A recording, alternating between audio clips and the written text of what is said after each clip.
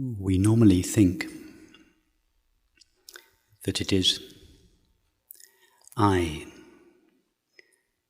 this body-mind, sitting on a chair, that is aware of my experience.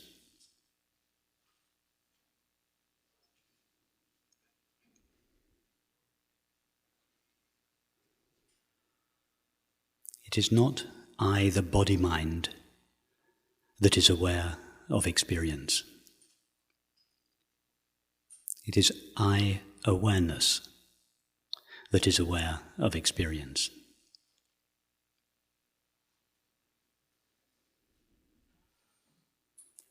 The body-mind is experienced. It doesn't experience.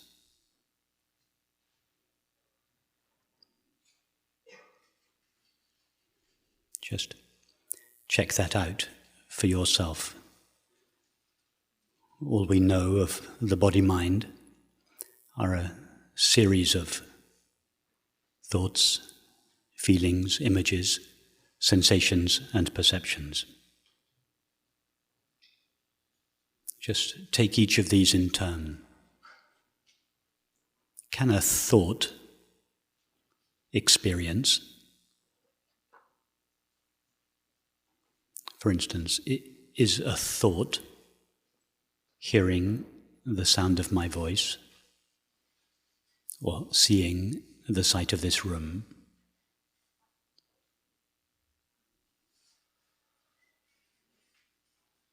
Obviously not. A thought is experienced. It doesn't do the experiencing.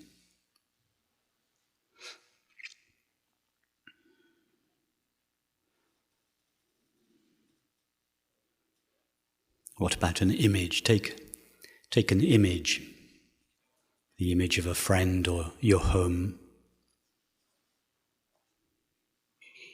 Does that image do the experiencing? Can an image know a thought?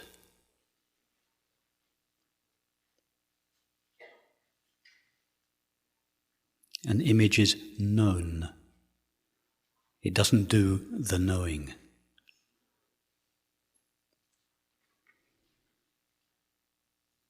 Take a feeling, whatever feeling you are presently having.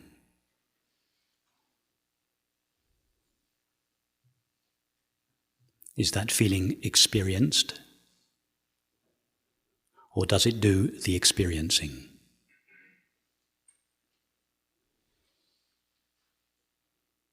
And what about a sensation? Go to the tingling sensation of your hands, for instance, or the tingling sensation behind your eyes. Can that sensation experience a thought? Can it hear the sound of this voice? Obviously not. A sensation cannot experience. It is experienced. And likewise, a perception.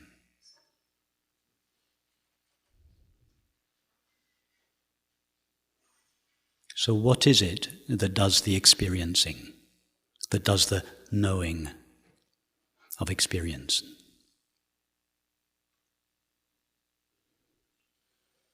Nothing that is experienced can do the experiencing.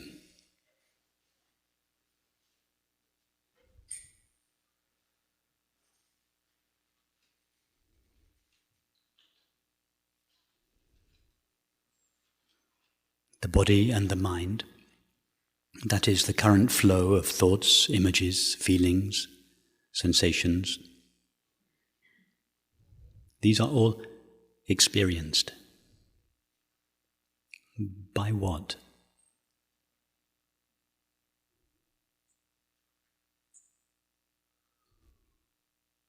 Don't say, I don't know.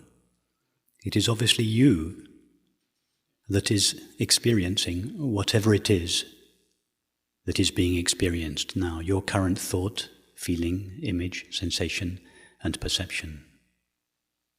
Whatever it is that is knowing or aware of or experiencing, all of that is what each of us calls I.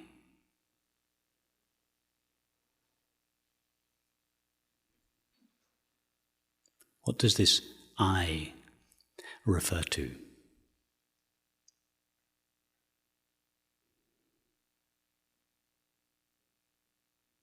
Don't say I don't know. You have been I all your life. You have never ceased being I. Everything that you have been aware of has disappeared.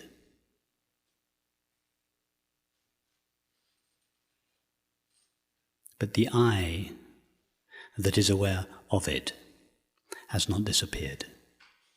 It has remained with you all your life. You know it more intimately than you know any other thing.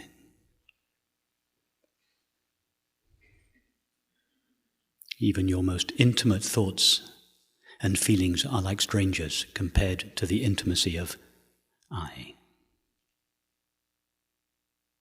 What is that?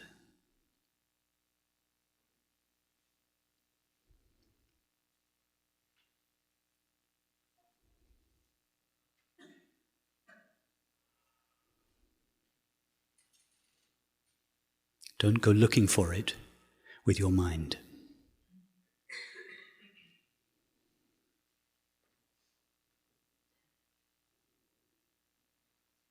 This I is too close to itself to be known as an object.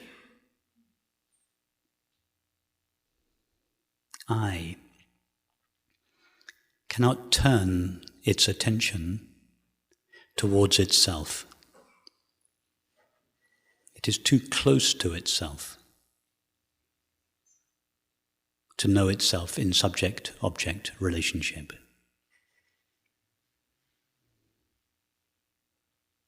If I were to ask you now, stand up and take a step towards yourself,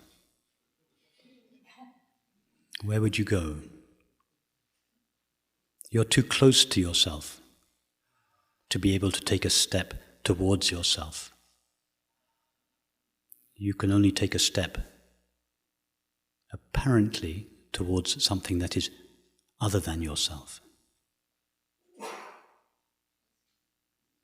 But even if you were to take a step towards something that is other than yourself, you would still remain at no distance from yourself.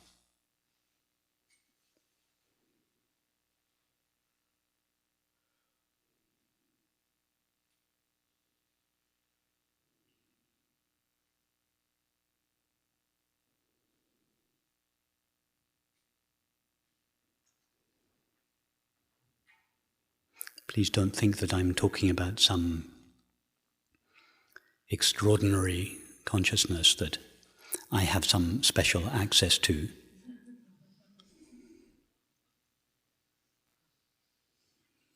That you are not familiar with, or that you might come to know if you attend enough non-dual meetings or meditate for long enough.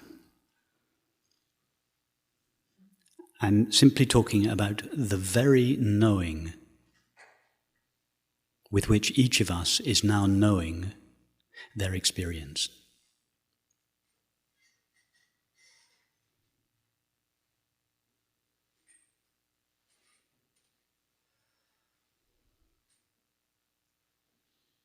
Whatever it is that knows our experience never appears as an experience.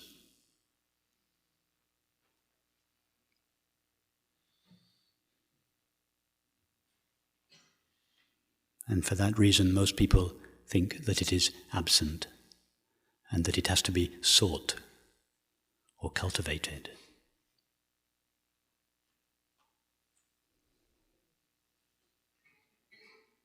It's like a character in a movie. observing that the screen never shows up in the movie, and therefore presumes that the screen is non-existent.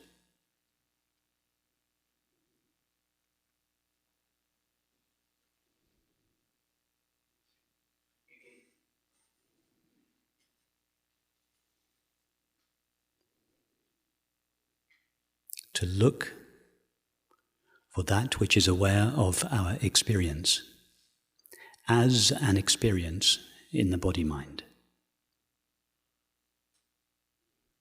It's like a character in a movie traveling the world in search of the screen.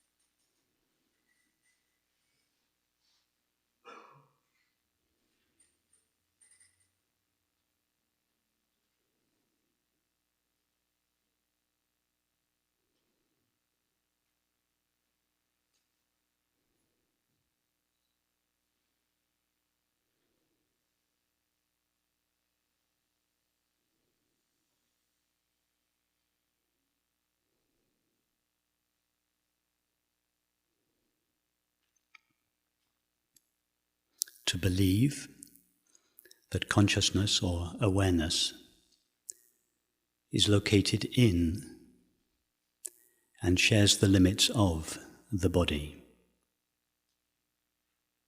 is like believing that the earth is flat or that the sun travels around the earth.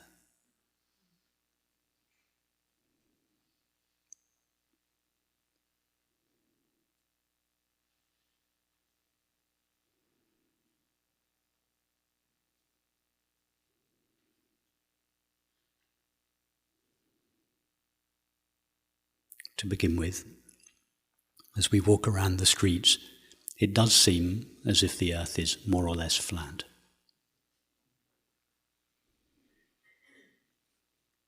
As we observe the sun apparently rising and setting, it does appear that the sun revolves around the earth. But with a little bit of investigation, both these beliefs obviously turn out to be untrue.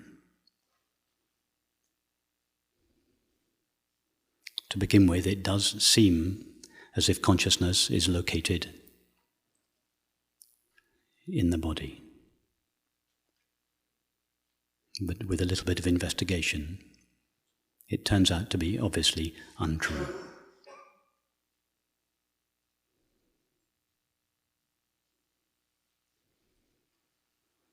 All we know of the body is a flow of sensations and perceptions.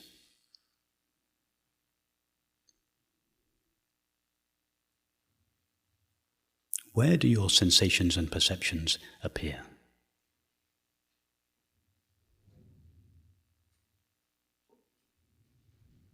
Sensations and perceptions are continuously appearing and disappearing. No sensation or perception lasts long.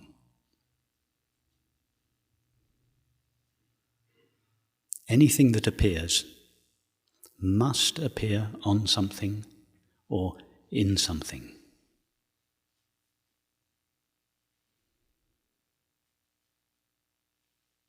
You can't have the words of a novel without a page. You can't have an email without a screen.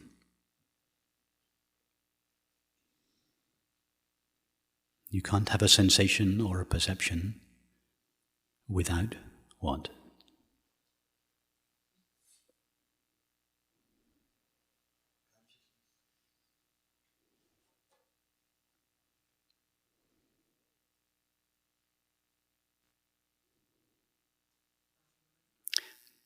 Moreover, it is not possible to read the words of a novel without seeing the page. We may not notice the page, but we are still seeing it. It is not possible to read an email without seeing the screen, due to the exclusive focus of our attention on the content of the email, we may not notice the screen, but we are still experiencing it. Due to the fascination with the objects of our experience, thoughts, feelings, sensations, and perceptions, we may not notice that in which they appear and with which they are known. But we are, by definition, experiencing it.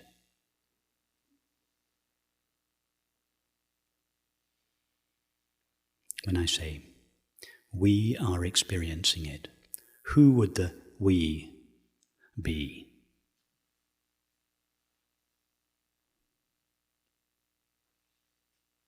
Who is the one that could be aware of the presence of awareness?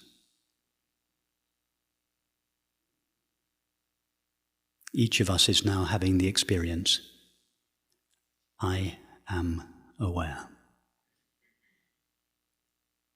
Or each of us is now having the experience of being aware. Irrespective of what we are aware of, we are each having the experience of being aware.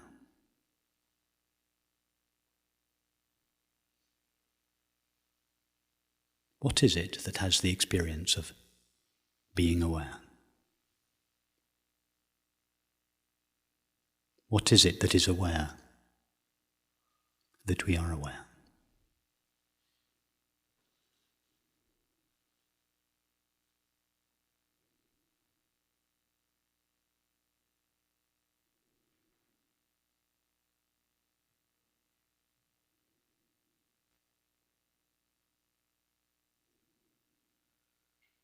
It is obviously awareness itself. Awareness is primary experience.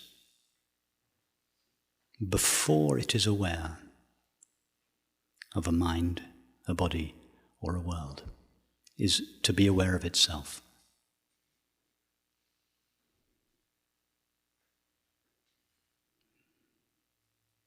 And awareness is knowing of its own being, shines in the mind as the knowledge, I am, or I am aware.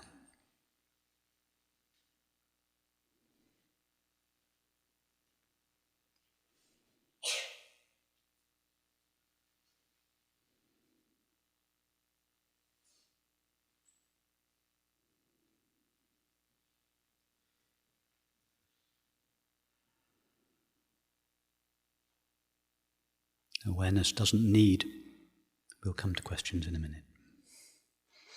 Awareness doesn't need the help of the mind in order to know itself. It knows itself by itself, in itself, as itself. It needs the help of the mind if it wants to know the world. In order to know the world, it rises in the form of the mind. But in order to know itself, it needs nothing. It just knows itself by being itself. I'm talking about you, I. The very knowing with which each of us is now knowing their experience.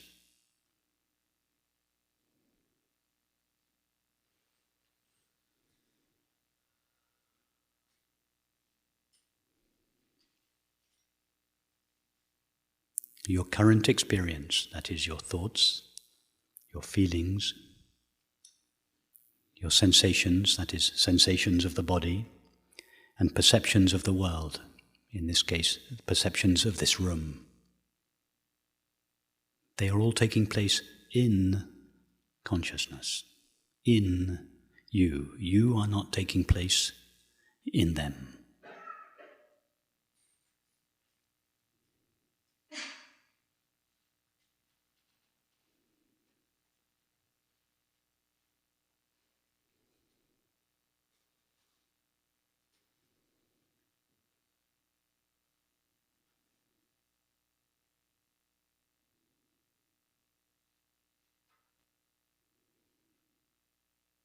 Consciousness seems to be enclosed in the body, just like the space of this room seems to be enclosed by this building.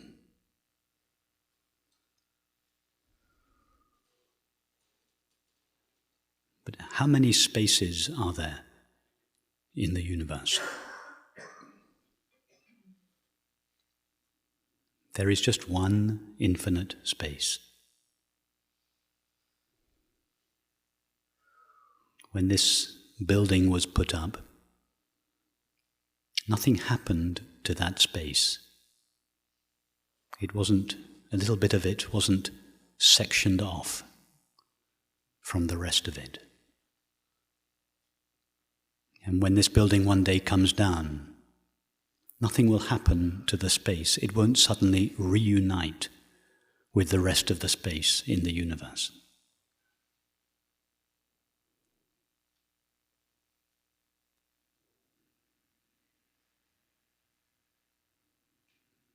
The walls of this room just give the space a temporary name and form. But the space itself never acquires the limits of that name and form. It always remains the same infinite, empty stuff. Likewise, consciousness never acquires the name or the form of the body in which it seems to be located. Just as this room is in fact located in space, this space is not located in the room. So the body-mind is located in consciousness. Consciousness is not located in the body-mind.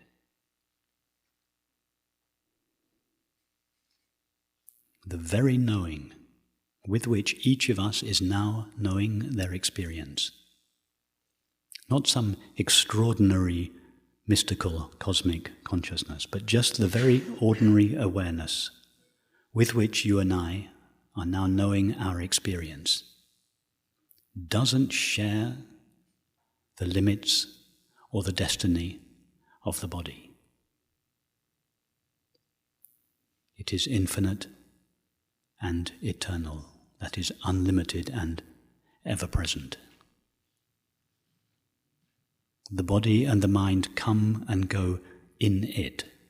It doesn't come and go in the body-mind.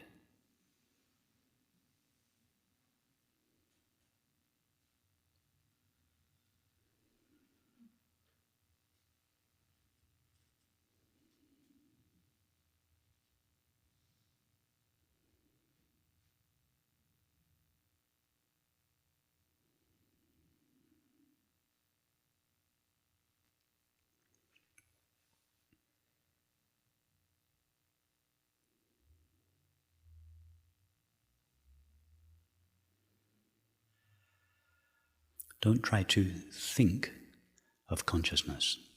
It's not possible to think of consciousness.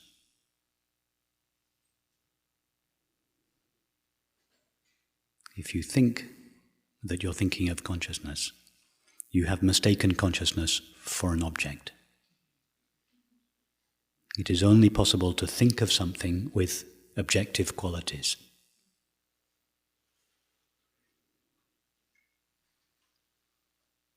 So if we really try to think of consciousness, thought comes to an end.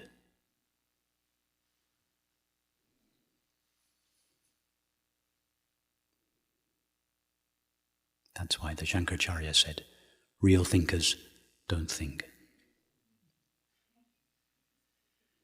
Real thinkers, by which he meant people who use thought to explore the reality of their experience.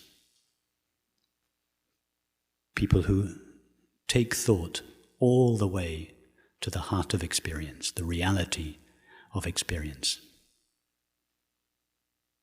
will inevitably, at some point, bring thought to an end. Thought will dissolve in its source, pure consciousness.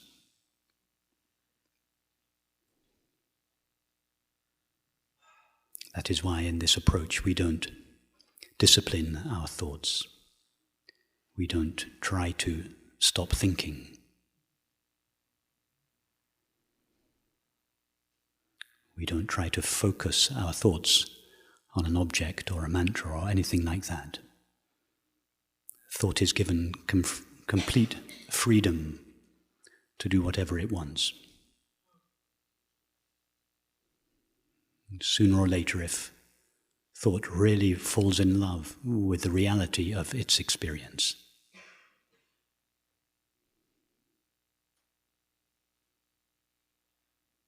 if it begins to investigate the nature of experience, it will, in time, bring itself to an end.